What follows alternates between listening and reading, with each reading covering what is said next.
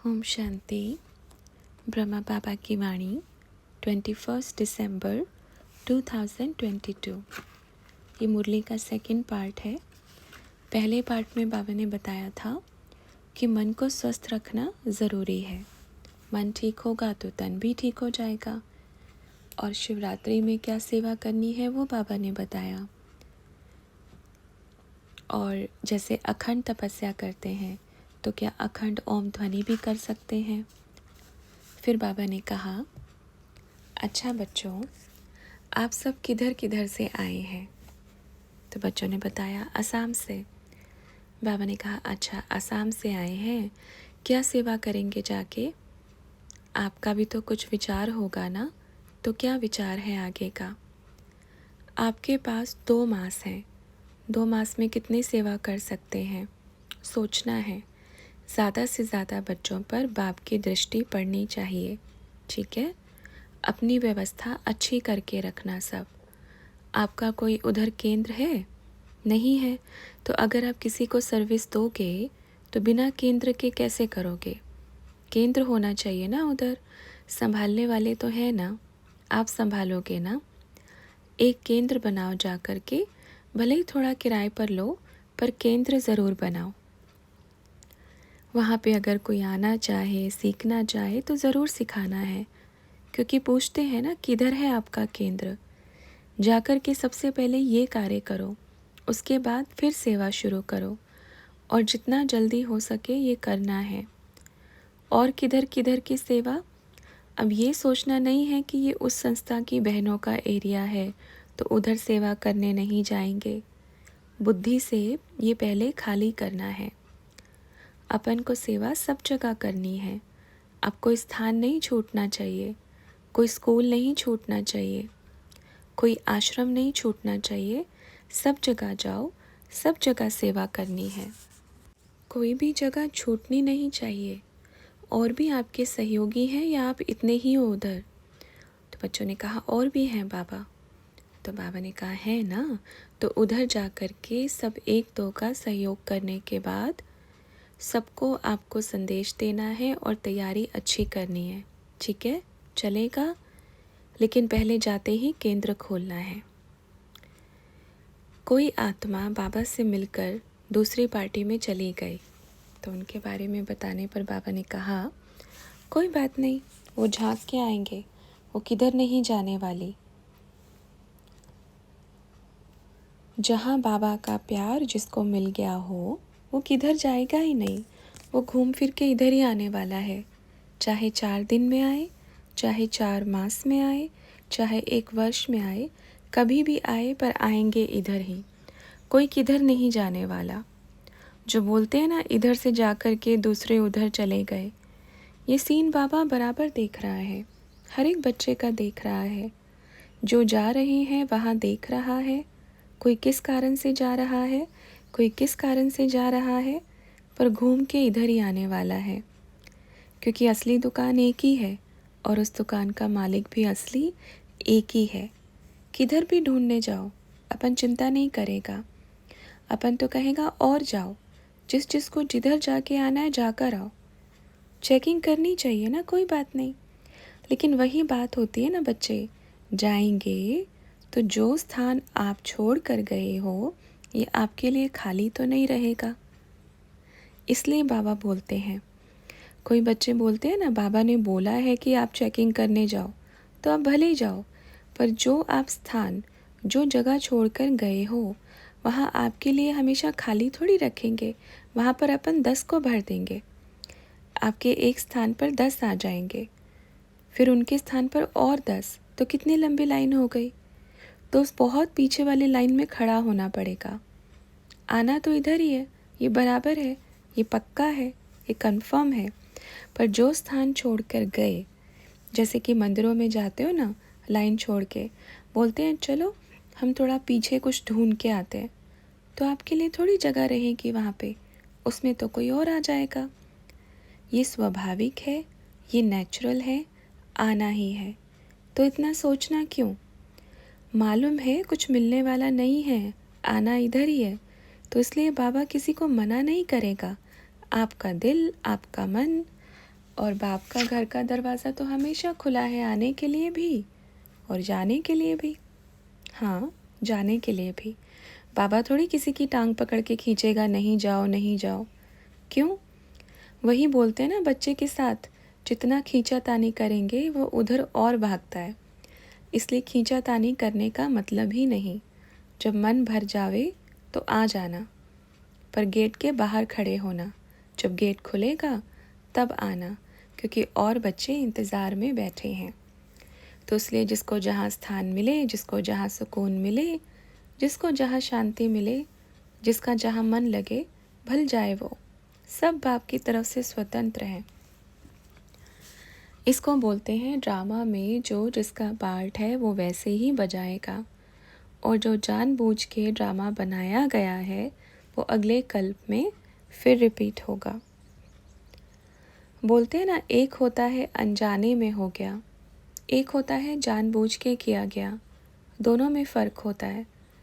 अनजाने में होने वाले का फिर भी बाबा हाथ पकड़ लेगा, पर जानबूझ के होने वाले का हाथ इतना जल्दी नहीं पकड़ेगा जब तक सबक ना मिले। ठीक है?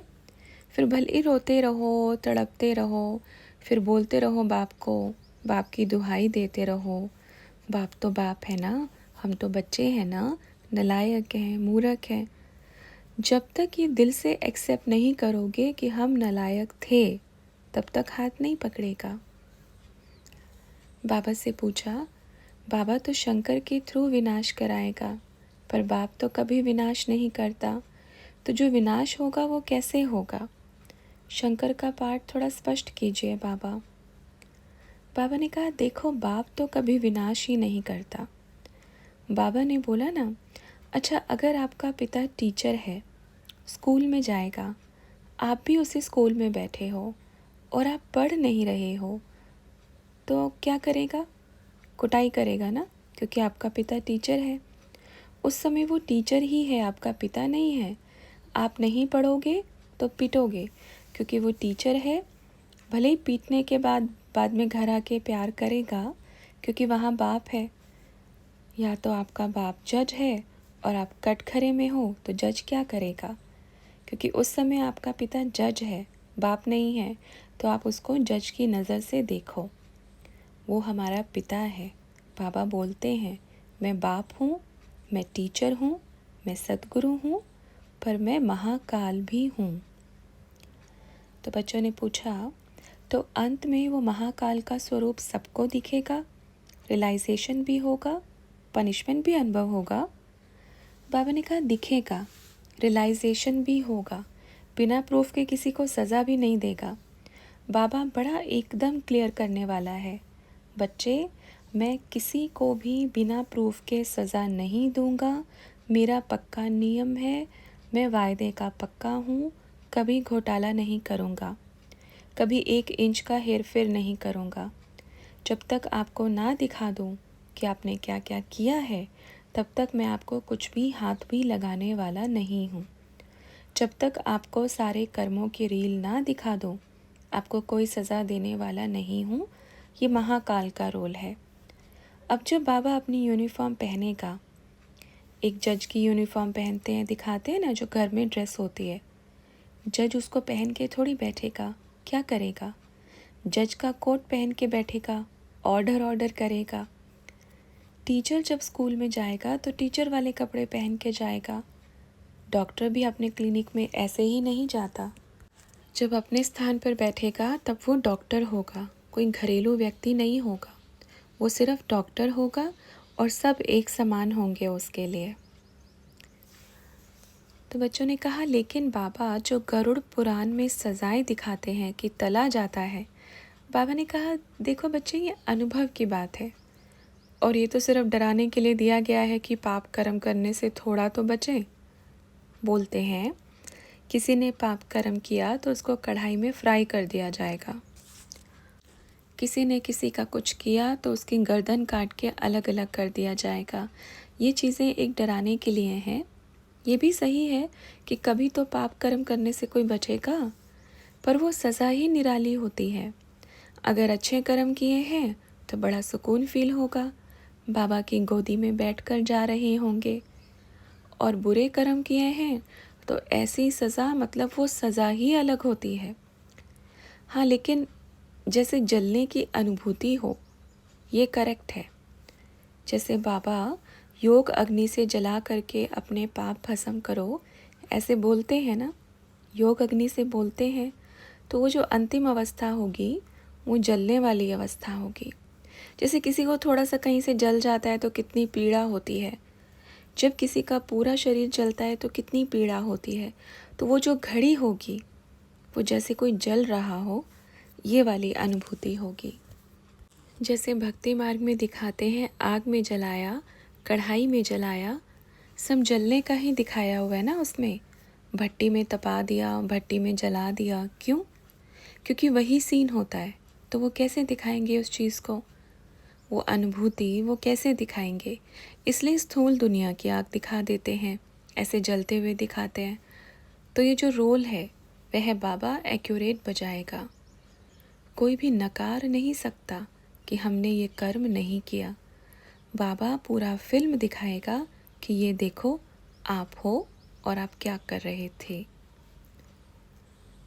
बच्चों ने कहा बाबा डायमंड हॉल में बाबा ने कहा था फिल्म निकल रही है, फ़ोटो निकालो। वो जो बाबा कह रहे थे वो सब दिखेंगे? बाबा ने कहा सब दिखाएंगे। जिसने लंबे लंबे हाथ खड़े किए थे ना, हम एकदम सही हैं, वो हाथ भी दिखाएंगे। तो बच्चों ने कहा बाबा मधुबन में जब ऐसे बाबा का चित्र देखते थे टोली खिलाते हुए, तो हमें बहुत दुख होता था, क्योंकि हमें ऐसी टोली कभी नहीं मिली। उस समय ऐसा लगता था कि हम बहुत पाप आत्मा हैं, हमने बहुत पाप किया है। बाबा ने कहा अच्छा, अब तो मिला ना, अब तो खुशी होती है ना। जिसके लिए इतने तरस रहे थे, वो टोली बड़ी महंगी थी, क्या करोगे खाकर? उसका रेट इतना ज़्यादा था तो क्या करते खाकर? इतना होता तो खाते, सस्ती टोली खाओ। बाबा के प्रेम वाली टोली, प्रेम वाली टोली में बड़ा रस होता है ना। जो खरीदने से मिले वो क्या प्रसाद है, वो क्या टोली है। ये चीज़ सोचो। बिना मांगे मोती मिले और मांगे मिले ना भीख। आप भले ही बोलते रहते थे बाबा दे दो, पर बाबा भी तो ड्रामा के बंधन में बंधा हुआ था ना। तो इसलिए ये सोचो कि देखो बाबा अपने बच्चों के लिए सारे बंधन तोड़कर आए हैं। बाबा का इतना प्यार है, हम बच्चों से सारे बंधन तोड़ के आए हैं। कोई भी महल, कोई भी दीवार, कोई भी रास्ता बाप को बांध नहीं सकता। हाँ, एक बांध सकता है प्यार। ये जो प्यार का संबंध है ना, यही बाप को बांध सकता है। अदरवाइज़ दुनिया की कोई ताकत नहीं है कि बाप को बांध सके। चाहे करोड़ों के महल बना के क्यों ना दे दो, अगर प्यार करने वाला झोपड़ी में बैठा हो तो उसमें घुसेंगे जाके। बच्चों ने कहा बाबा हम मधुबन में जाने के लिए तरसते थे और आप इधर आ गए। तो बाबा ने कहा देखो ये भी बाबा का प्यार है। अगर कोई कहे कि क्या भगवान इतना बड़ा महल बना के छोड़ के जाएगा? अरे महल भगवान ने बनाया है, भगवान को महल ने नहीं बनाया है। और जब भगवान ने एक महल बनाया है तो क्या भगवान को हज़ारों महल बनाने में देरी लगेगी? नक्शा तो उनको ही पता है ना कि बनाना कैसे है। जैसे मानो मधुबन को भी किसने बनाया? बाप ने बनाया है ना। मधुबन ने बाप को नहीं बनाया ना।